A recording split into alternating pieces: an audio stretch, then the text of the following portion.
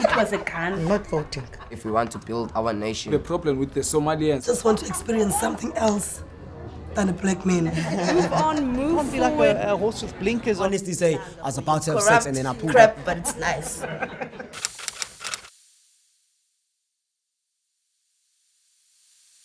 My name is Mandy. I was born in South Africa, but both my parents are from DRC. I'm a graduate from the University of Western Cape, and at the moment I'm interning at Africa Unite, and I'm 22. My name is Mysteri Kifle, and I am originally from Ethiopia, but I live in the US at the moment, and I am interning in South Africa at Africa Unite. My name is Oswald Cherera. I'm originally from Zimbabwe. I moved here in South Africa in 2009. I am an author of 2 books, and I've been anthologized like in several publications. I work at 6 Bean Street as a lift operator. Hello, my name is Saba. I'm an intern of Africa Unite. I was born in Pakistan and I live in France. When it comes to xenophobia, like I always try looking at it in a broader perspective, like not only in the perspective of us foreigners being attacked, but the thing is South Africa has a long history of struggle. Like it only got independence in 1994. There's so many things that South Africans on its own cannot access. So now when foreigners come into the country, we are, I wouldn't say we are easily accessing it, but we are getting more opportunities than a lot of poor South Africans. And I think that's where the conflict is, that they are seeing that the foreigners are getting more opportunities. So I think when it comes to South Africans, that's what they are seeing. When it comes to us foreigners, we are feeling this fear because, we're feeling this fear because they do not want us to be, they don't want us to be here, you know? And we want to be here because we are coming for better opportunities. We are running from back home because the economic problems, politics, and all those things. And like example, me, my parents came here to give us better education. So I think that's when it comes to xenophobia, I think that's the 2 stories.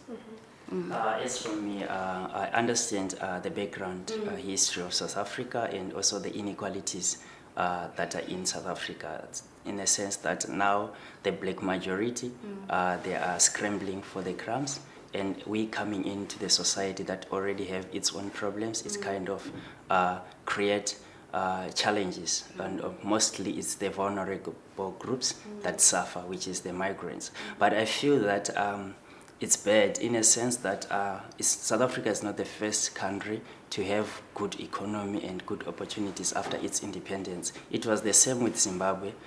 If you look at Zimbabwe after 1980, we were the breadbasket of Africa, and our economy was doing very well, and we had a huge influx of immigrants coming from other countries like Mozambique, Malawi. Today we actually have cities in Harare that are called Blandaya. It means there's a lot of people from Malawi.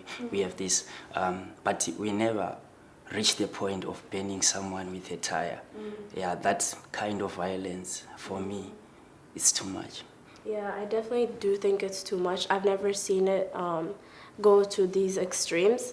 There's, like you said, there's stuff in France. There's also stuff that happens in the US. No one wants the Mexicans to ever cross the border because they're gonna steal our jobs and like marry our women and all these things. But you always have to understand the point that people are coming from. And I do get the South African context of like, there's only so much that can go around in the country with the people that are struggling already. So when you see these newcomers taking everything away from you, it could get out of control. But I feel like with the anti-xenophobia summits that Africa Unite does, where they try to like discuss with locals the problems, I think that's like a better way of trying to solve those kinds of issues. Just like sit down and try to talk it out. Like for me, when it comes to the issue of violence, like this is a character I picked up with South Africans, that they feel like they get responses through violence. Like even when it comes to get RDP houses, they have to protest and it will end up being violent. Like even for South Africa to reach to 1994, it was through violence. So I feel like sometimes South Africans feel like for us to get what we want, we need to be violent. Like if we just speak, nothing will happen. That's why you see they burn tires. And when it comes to foreigners, instead of them probably telling the government, can you please send away a certain percentage of foreigners so that we South Africans can try and scramble what we have? What they do is that they just act violently. So yeah. Yeah, it's the culture. I think. Yeah, the culture, the history plays a strong role. When it comes to South Africa, it always leads back to the history. But I feel like it's a global issue. Like you can see fear of the migrants like everywhere around the world. And I was surprised like because I used to hear on the news like what's happening in the US or in Europe, but I didn't know that it was happening here also. Yeah.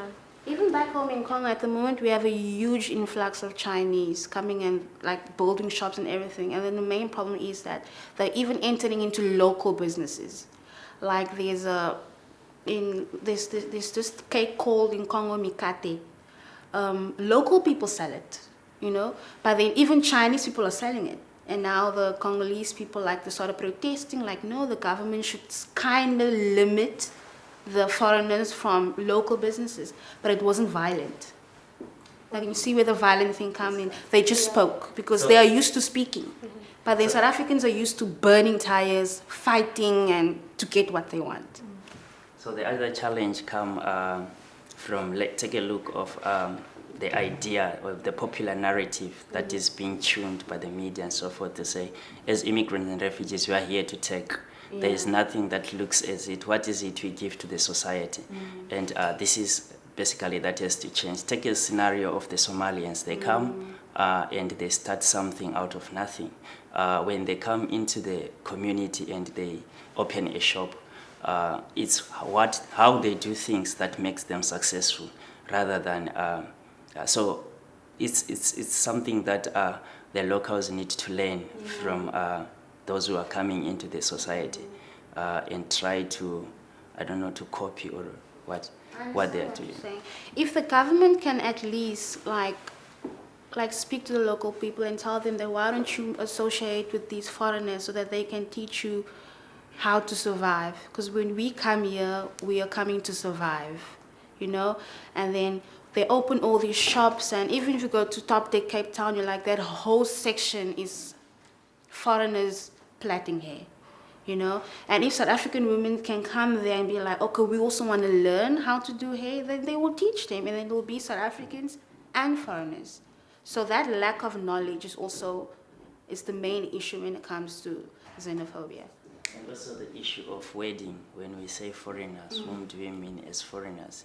So those are the things also that we should actually try to change the language we use, because I can't be a foreigner here and I go to Europe, I am a foreigner as well. Because we are not the ones who created borders as Africans. Borders were created by the greedy colonizers when they went to the Berlin Conference. No African was consulted to be part of that demarcation of Africa. So we need to look at those things and say we have to do away with it. We have to decolonize our countries so that we can unite as Africans. See, nationalism sometimes is very bad, because when I say I am South African, I am Zimbabwean, you know, it means you might end up being hating, or I don't know. So if we remain a unity as a people and say we are Africans first, before we are Zimbabweans, before we are South Africans, I think it will work that way. That is true. Yeah, the idea of African Union is something that I always tell people that if we Africans can create this ideology of African Union, it will be so great. Like where we could we'll easily associate with each other. Because one of the things I picked up growing up in high school, that there's a lot of South Africans that don't even know there's a country called Congo. They all think we come from Nigeria or Zimbabwe.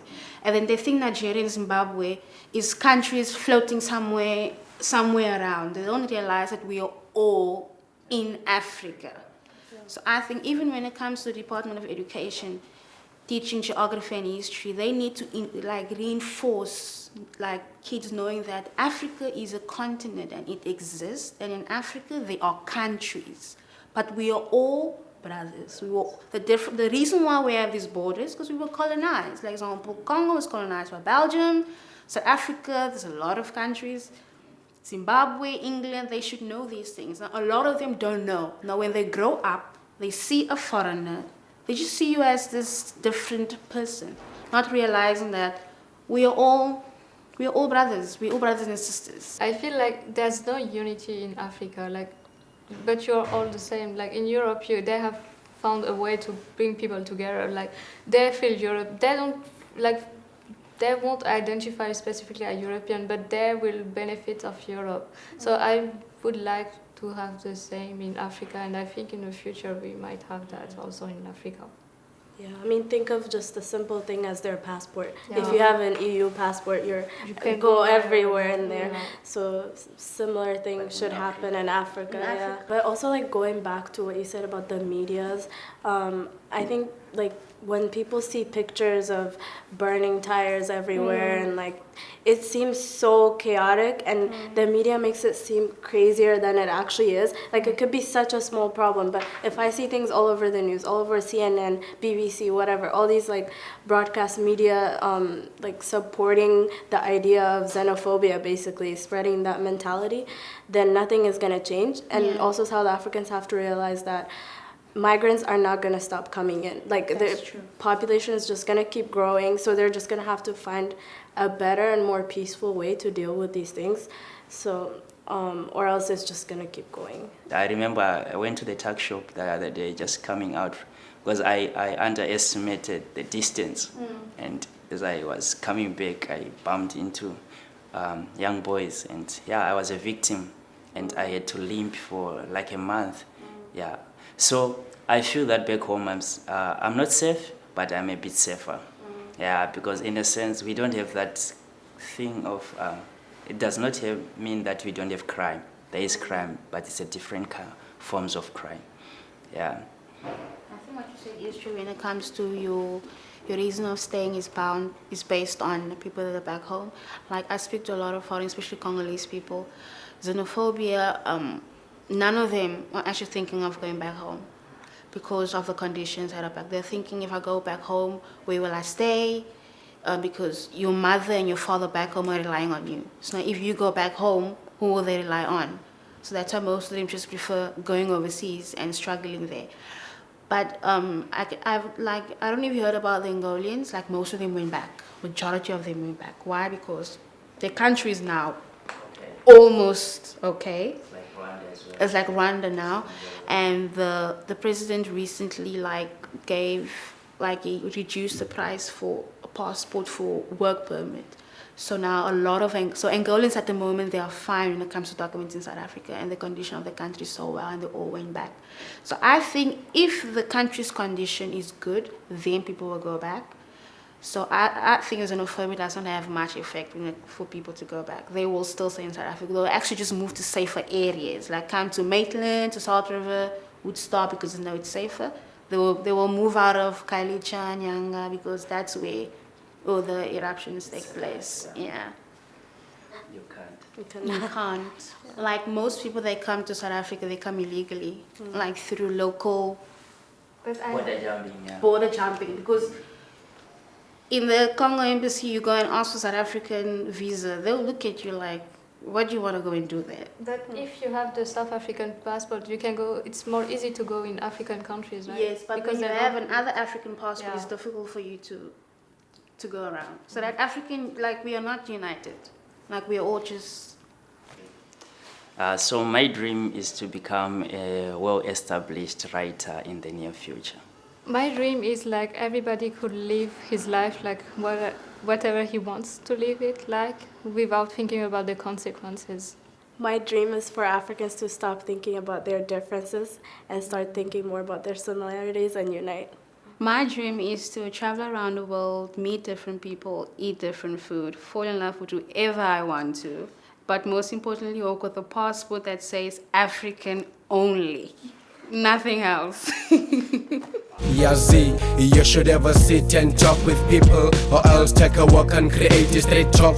Talk what is nice, it will make you feel stronger. Listen what is right and say what is wrong. You should ever sit and talk with people, or else take a walk and create a straight talk. Talk what is nice, it will make you feel stronger. Listen what is right and say what is wrong.